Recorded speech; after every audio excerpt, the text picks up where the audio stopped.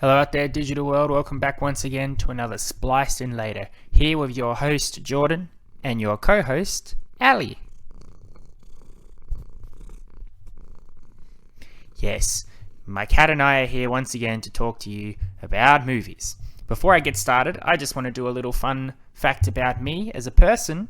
I have received my first jab of the COVID-19 vaccination, and it is very exciting. I got it about an hour ago, and I feel pretty good. No side effects that I can tell. I guess if there's no new episode next week, you'll know for sure if there was one. But for the most part, yep, simple process, very easy to do.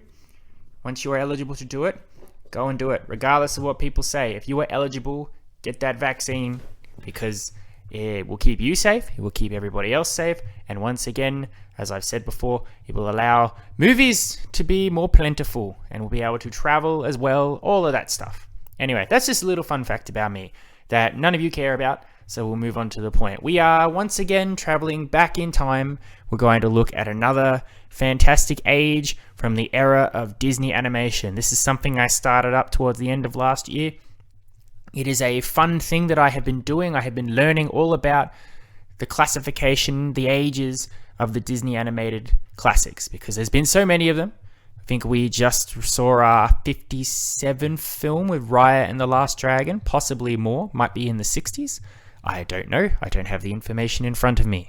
But there's a certain quality to each group of films that classifies itself into a certain age, which is something I really didn't know about. I knew about the Renaissance age because that was the point in the 90s where everybody was going, oh my God, these Disney animated movies, they're great. And they were. But obviously everything has to start somewhere. So that's what we've been doing. We've been going back and we've been going through the ages and we've been breaking it up so that hopefully this is a continuous content that I'll be able to deliver to you for some time.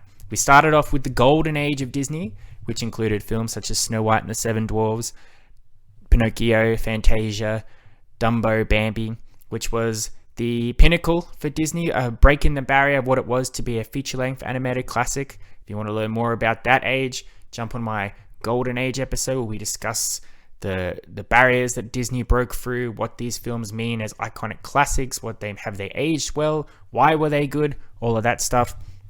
And then we moved on to the wartime era, which is basically just Disney attempting to keep the lights on during World War II.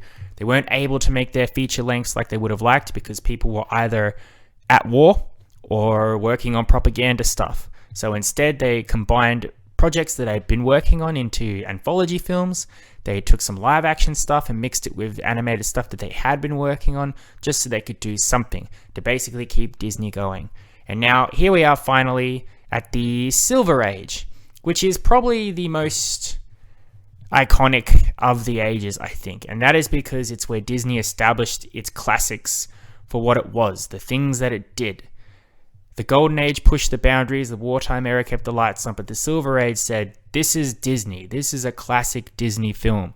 We are going to repeat these formulas for years after. We are going to take this approach to a lot of films, and we're going to have a probably 90% success rate as a result. There are a ton of Silver Age films that are considered classics, that are considered the best of the best. They have aged a little bit better than the Golden Age films, possibly because they delved into more safer territory for more established content or for approaching the very safe world that is animated animals. But what we are going to do again is we're going to give you a brief look at what it classifies a Disney Silver Age film, and then we are going to go through each film one at a time that's part of this, and I will very briefly say if I like it or not. And I mean, spoiler alert, I'm probably going to say I like them all. But you never know. There might be some that I like because they're good, and there might be some I like because they're batshit insane. And I look forward to getting to that point with you. But what is the Silver Age? Well, as I said, the wartime era was a point where Disney needed to keep the lights on. Everybody was off at war. They couldn't make proper feature films. So as a result, by the time the Silver Age era began in 1950, Disney was struggling financially. They had not made any movies which would be considered box office hits, even the Golden Age stuff, because obviously it was establishing a point in film cinema history. Those movies weren't necessarily made to make a lot of money, but in order to keep making these movies, Disney did have to make some money. And because no one was really going to the movie theaters and nobody looked at something like Saludos Amigos and went, that's an iconic Disney animated film, there was a point where we began the 1950s where Disney was going, all right, we are going to have to make some films with a very small budget because we are absolutely in debt. And I believe the very first film in this age, they only had a budget of $3 million and Disney was over $4 million in debt. So the movie, the Disney itself, Walt Disney and Friends, they were literally riding on this movie being a success. And thankfully it was a huge success. And the profits that were taken in allowed them to continue producing full-length features for many years to come. Not every film in the Silver Age was as successful as this first one, which I'm going to try and avoid saying, but you know, if you are familiar with Disney and the ages, you probably know what film I'm talking about. However, none of them were commercial failures in a way that something like Fantasia, while being critically successful, was a commercial failure in terms of the money that brought in. From the first movie in the Silver Age onwards, Disney's were guaranteed to bring in a ton of money. The third film in the age actually became the studio's highest grossing film of all time, not just compared with their own products, but with other films at all. And that was just a nice 67 animated film about animals in love. Not every film was a critical success, but every film was not a financial bomb. It was a nice midpoint, which is exactly what Disney needed. They needed to make back the money that they put into animated films. They needed to make just a little bit more that there was a profit, and they needed to establish a reputation so they were able to keep making movies, and people began waiting for that Disney film. Nowadays, today, we have a look to see what's coming out, and we immediately look to see what is a Disney classic. It can get lost amongst everything else that Disney has acquired, all the Marvel films, all the Star Wars content, everything that Disney has bought from Fox or live action Disney stuff, anything that Disney has its finger in, which is possibly about 77% of the film industry. That's not an accurate number. I've just decided to pick 77 off the top of my head. But out of all those films, you can spot immediately when a classic animated Disney film is coming, and there's always immediate anticipation and excitement and a general status that this movie is going to be good, to a point where these movies have to keep delivering to be good to continue that reputation. But it all started to be established in this time, in the Silver Age. The thing that really established the Silver Age and what eventually Disney became afterwards was the stories that it told during this age, most primarily being adaptations of fairy tale classics. They took stories that were already familiar with both adults and children alike. Maybe they were cherished growing up. Maybe they were scary stories that were told to them. Maybe they were iconic books that people had to read in school. But they took these established characters, they turned them into Disney films. They spun it up a little bit. They always put their little bit of Disney magic in. They'd give a fairy tale character some talking animals to help it out, throw in some extra minions for the villains, put in some comedic characters to help the movie out of its more serious moments. But primarily, the movies themselves took a very recognized trope and they used it as the title of the film. So when you saw that Disney was making a film about a certain Disney princess that gets to go to the ball, you knew immediately what that film was going to be about, and you were excited to see it if you were a fan of that particular story. The other type of storytelling that was established in the Silver Age that has also become very prominent for future Disney films is the use of telling stories about talking animals in a established setting. In the beginning, this were normally dogs living in contemporary England. The world around them was very recognizable to the people that were watching the film, so it wasn't magical fairy tale kingdoms or faraway lands, but it was basically, oh, I know that place, that's down the street. So I guess down the street from me, a couple of dogs are eating some spaghetti bolognese, or they're off to rescue their 99 lost children. Also, great formula, well established, appeals a lot to children for that sort of thing, but also a lot of these early Disney films put a lot of adult jokes and adult references in here. So as an adult, you could take your kid to these films, and when they referenced smoking cigars or a peep show, you could go, oh, okay. Little Billy, did you understand that? No, I don't. What? You're looking at the talking crocodile? Okay, cool. We're safe. But I enjoyed that. To a point, this culminated in the last film in the Silver Age, which was a combination of the two, a fairy tale story and a talking animals story. It has been argued that the film after that one, The Aristocats, could have been considered part of the Silver Age, as it was the last film that Walt Disney approved before he passed away, or was frozen under Disneyland, however you want to believe the stories. But the tone, the look, the feel of the Aristocats doesn't really fit with the other films that came out in the Silver Age, and it fits a lot more with the age that followed after it. So for this particular episode, for this podcast, and for I think a lot of people's opinions, we will cut the short cord away before we get into the Aristocats and just say that the Silver Age ended with a film that was released in 1967. The movies in this era mostly used a very artistic, painterly look, where everything, even ordinary scenes, had a magical quality to them. Later films would experiment with cheapness, essentially using printer animation, or I believe the word is xerography, giving the animation a very sketchy, grainy look. And that's the point where you know the Silver Age is over and you've gone into the next age afterwards. That doesn't necessarily mean the movies made with this style of animation are not good, but when you look at the stars, the wonder, the magic of the Silver Age films and compare them to the graininess of the Bronze Age, you do tend to see a difference. And you do wonder if possibly that was to save some money.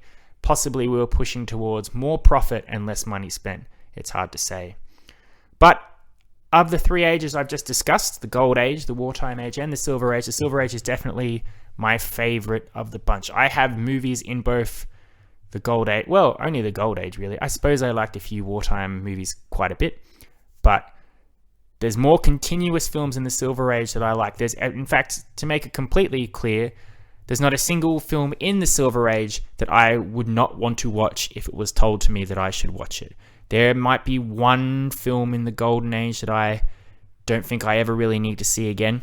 And the Wartime Age, it was a good experiment. I enjoyed looking into that to see what that world was like. But I have no desire really to go back and rewatch them a few times over. Whereas the Silver Age, absolutely, sign me up. I'll give them a few goes. Sounds good. All right, enough dawdling. We'll go through each films one at a time. It's been very hard to talk about these films without talking about these films, so we're going to get right into it.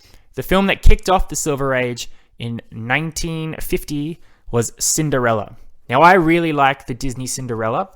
You could say that Cinderella is the princess of the Disney world. And yes, Snow White started it off, and yes, there's been plenty of princesses, but Cinderella is the iconic image of a princess, the lowly young woman who aims to get in with the prince in the high castle.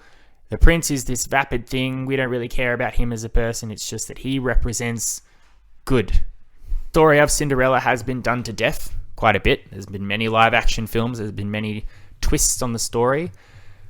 I particularly like this film specifically for the character of Cinderella. I enjoy her portrayal.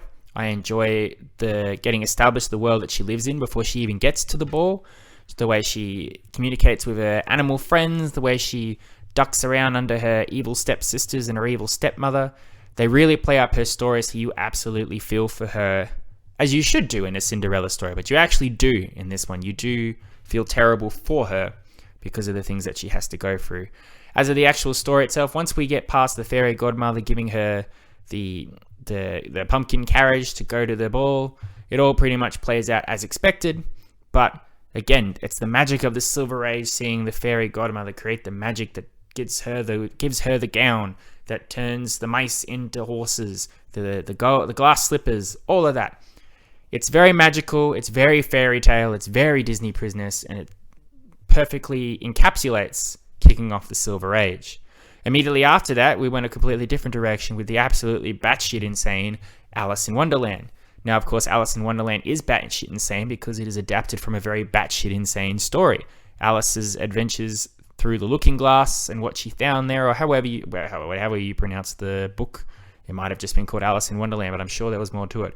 Written by Lewis Carroll, who, learning about him in my history classes of days of young, was probably tripping balls when he wrote this story and may have had an unhealthy infatuation with an actual young girl called Alice herself.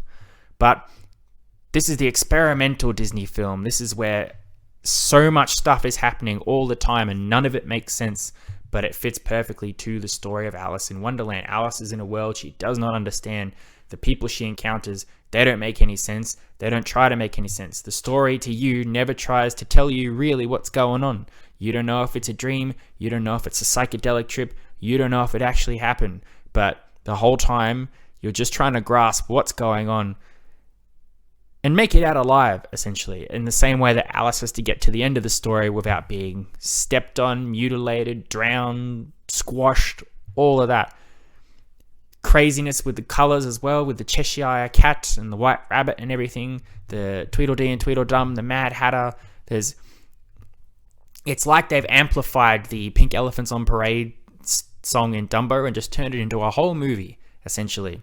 I didn't like it too much when I was younger. I rewatched it recently, obviously, for this, and I appreciated it more. It's still not something that appeals to me a lot. Like, I don't think I'll go back and watch it again for quite some time, but I appreciate the absurdity of it, the wackiness, the strangeness, which I appreciate in other animated films that I have seen. So it's not fair of me to say I like it in some films and I don't like it in Alice in Wonderland. Following on after that is the absolutely iconic classic Peter Pan. Peter Pan is cherished to me in so many ways. I love the story of Peter Pan, how he comes to London and he whisks up Wendy and co. He takes them off to Neverland with Tinkerbell and all that, and they go on some crazy adventures. What really elevates me for Peter Pan is this was the first true example of an iconic villain, in my opinion. We haven't really had villains like Captain Hook before Peter Pan. There were bad characters, there were enemies, the evil stepmother, Man in Bambi, Stromboli and Pinocchio, sort of shifty people that got in the way of our antagonists. But Captain Hook was a villain. He was a bad guy. He was Peter Pan's nemesis. He was out to get him. But he was the funniest character in the whole film as well. His wacky zaniness, his overreaction to things, the crocodile constantly hunting him, his back and forth with his man, Mr. Smee. The reason I watch Peter Pan is to watch Captain Hook, essentially. And Captain Hook, I believe, established what it was to be a Disney villain later on. A larger-than-life personality, an obsessive comedy shtick where he balances between mentally deranged and ludicrously unthreatening, which is absolutely a lot of fun. Obviously, Peter Pan is one of those few films from Disney that has not aged well in terms of certain songs and things that we won't really get into right now. But if you can look past that and just accept it for a thing of the times that we hopefully will never repeat again, you can cherish Peter Pan as one of the best Disney films I think that's ever been made. Coming to the blockbuster that I mentioned is Lady and the Tramp. Lady and the Tramp made the most money for Disney since Snow White and the Seven Dwarfs. Lady and the Tramp, again, I love dogs. It's a very cute, romantic story. It's taking these dogs and putting them in a real-life setting. The different types of dogs you come across. It's a very nice, romantic story. More importantly, I own a Cocker Spaniel, so I see Lady and I immediately think of my own little lady. Her name is not Lady. I will not say her name because... actually, I will say her name. Her name's Tilly, and she's wonderful, and I love her. It's a great, fun little story. It was recently adapted into a live-action film that I feel lost a lot of its magic.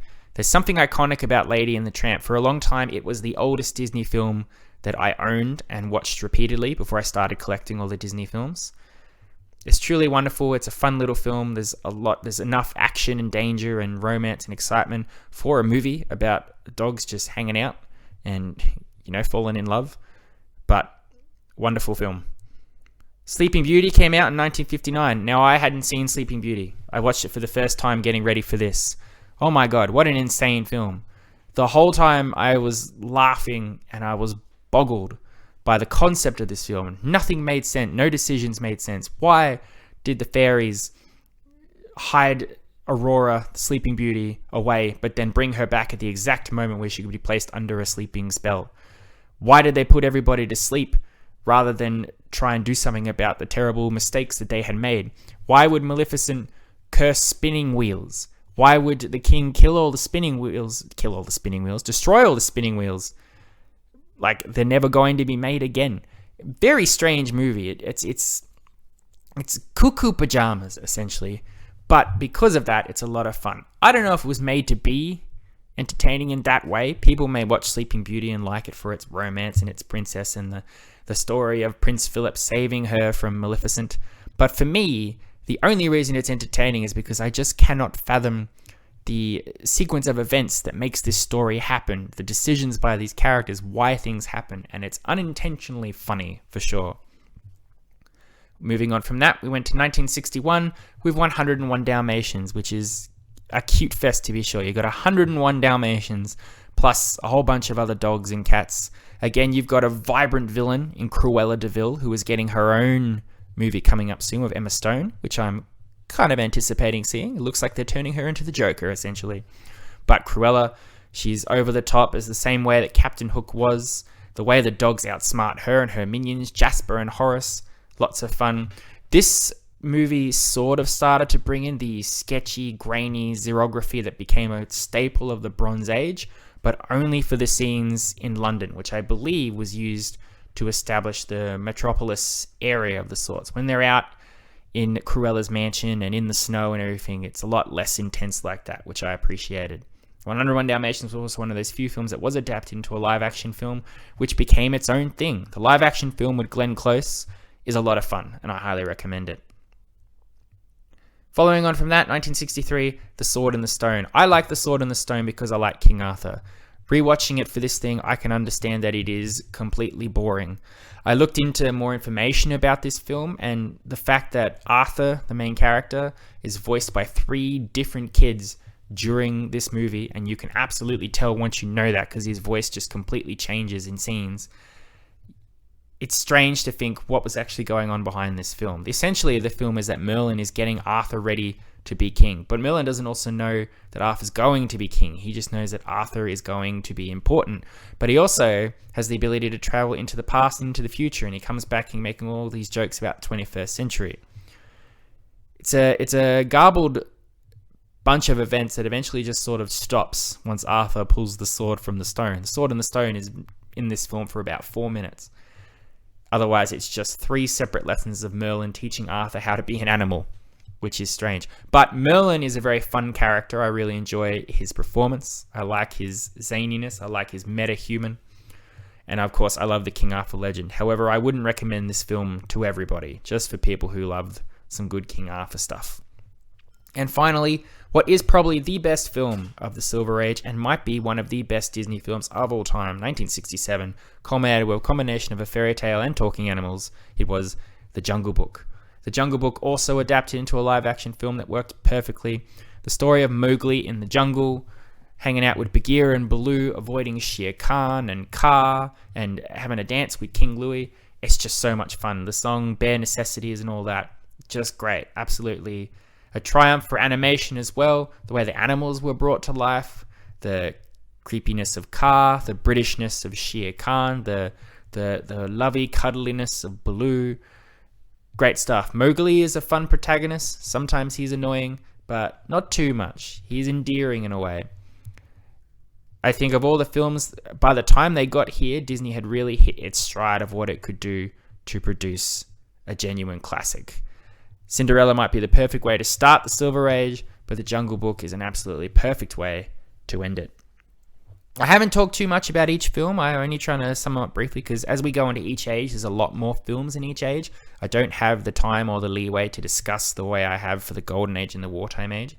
But suffice it to say, we've had nothing but positivity for the Silver Age, for the magic, for the wonder of it, incredible animation, the bringing to life of fairy tales and talking animal adventures, pulling Disney out of debt, out of the dark times of the wartime ages and establishing them as a money-making powerhouse before heading into the grainy scratchiness of the xerography of the Bronze Age, which is a whole other discussion that we will get to at another time.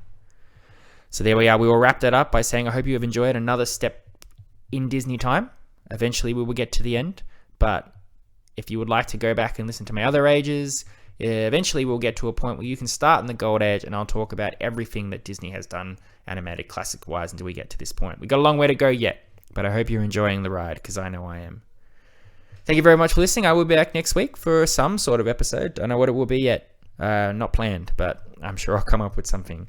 But until then, stay safe out there. Get your COVID vaccination if you can.